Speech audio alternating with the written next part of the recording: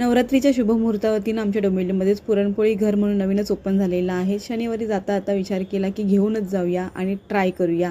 भरपूर झुंबड होती. 3-4 प्रकार घेतले. ते 180 रुपयाला 4 पोळ्या आल्या, म्हणजे पुरणपोळ्या आल्या. घरामध्ये टेस्ट आणल्यानंतर ना अजिबात आवडली नाही. तर म्हटलं रविवार पण आहे दुसऱ्या दिवशी आणि मग का नाही घरची पुरणपोळी होऊन जाऊ देत.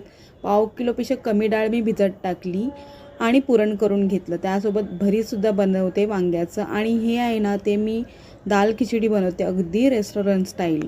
डाळींमध्ये ना मसूर, तूर, मूग आणि चणा डाळ ह्या 4 डाळी मी माझ्या आवडीनुसार घेतल्या, धुवून स्वच्छ आणि उकडून घेतल्या कुकरमध्येच.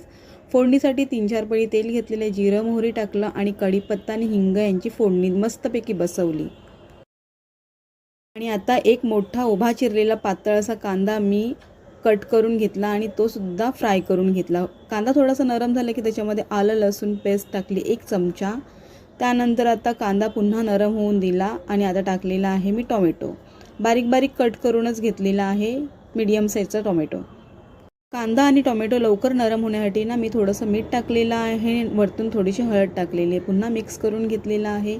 एक हिरवी मिरची उभी कट करून टाकलेली आहे, त्यासोबत लाल मिरचीसुद्धा उभी टाकल्यामुळे जास्त तिखट होणार नाही. धने पावडर 1 चमचा, थोडीशी हळद आणि थोडासा लाल तिखट, जेवढं तिखट पाहिजे तेवढं. ते सर्व टाकल्यानंतर पुन्हा एकदा मिक्स करून घेतलं आहे आणि आता जी डाळ मी उकळून घेतलेली आहे ना तीसुद्धा मिक्स करून घेतलेली आहे. या सर्व डाळी आहेत ना ते मी अर्धा 1 तास भिजवून ठेवल्या होत्या, त्यामुळे त्यांना घोटायचीही गरज लागली नाही. अगदी 2 ते 3 शिट्टीमध्ये मऊ मऊ झालेली आहे डाळ. ती डाळ टाकल्यानंतर मला पाहिजे तेवढं पाणी मी वरतून ॲड केलेलं आहे आणि आता डाळीमध्ये कसुरी मेथी मी क्रश करून टाकलेली आहे. ह्याच्यामुळे फ्लेवर खूप छान येतो. चवीनुसार एकदाच मीठ टाकून घेतलेलं आहे आणि पुन्हा डाळ मिक्स करून घेतली. आता इथे मी नॉर्मल जो राईस खातो ना आपण, तोच मी एक साईडला कुकरला उकळून घेतला होता, म्हणजे 1-2 शिट्टीमध्ये, आणि तोच आता ह्या डाळीमध्ये मिक्स केलेला आहे. पुन्हा एकदा मिक्स करून घेतलेलं आहे. वरतून पुन्हा एकदा कसुरी मेथी टाकलेली आहे मी. आता ह्या दाल खिचडीला ना 2 ते 3 मिनिटांसाठी झाकण ठेवून बारीक गॅसवरती मी शिजू देणार आहे. बघा, दाल खिचडी ही अशीच म्हणजे ह्या कंडिशनमध्ये असतानाच खायला घ्यायची, कारण की ती गरम गरम असते आणि लटपटीत असते. वरतून कोथिंबीर टाकलेली आहे. थोडंसं थंड झालं ना की ती घट्ट होऊन जाते. तर इथे माझा रेडी आहे आजचा संडे मेनू. आणि ही दाल खिचडी घरामध्ये सर्वांना आवडलेली आहे. हजबंडचं म्हणणं आहे की बाहेर आपण हॉटेलमध्ये जर कधी खाल्ली दाल खिचडी त्यापेक्षा ही खूप छान झालेली आहे. सोबत आहे भेंड्याची भाजी, वांग्याचं भरीत, बाजरीची भाकरी आणि कांदा.